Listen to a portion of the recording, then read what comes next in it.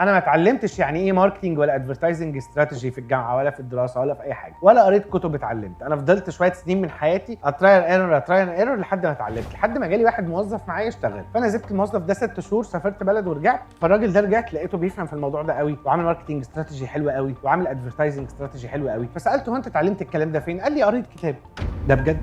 فانا سكت كده زي ما سكت كده حرفيا. يعني انا اللي قعدت اتعلمه في 5 6 سنين واجربه وافشل فيه، وطلع 3 تيت اهلي عشان اعرفه. انت قعدت ساعتين قريت فيهم كتاب فبقى عندك المعلومات دي. لو انت جود ريدر هتبقى جود بزنس مان، وهتبقى جود تيتشر، وهتبقى جود كل حاجه في الدنيا، وهتبقى اكسبرت كمان، لان هيبقى عندك ناس تعبوا واشتغلوا واتفشخوا وطلعوا كل امكانياتهم في الحياه في كتاب اديهولك. فهم اشتغلوا 10 سنين وعملوا كتاب، وانت خدت الكتاب ده خلصته في اسبوع، فبقى عندك اكسبيرينس ال10 سنين. ما جربتهاش بس على الاقل عرفتها. في واحد تاني معاك في نفس الوقت، في نفس العمر، في نفس الحته، ما عندوش الاكسبيرينس اللي انت خدتها لما قريت كتاب الراجل اللي عاش 10 سنين. فلو عايز تبقى اي حاجه حلوه خليك كويس اصلا في ان انت تقرا. صباح الفل. لو عجبك كلامي اكتب لي في الكومنتات تحت، هتلاقيني طلعت لك تاني كل يوم.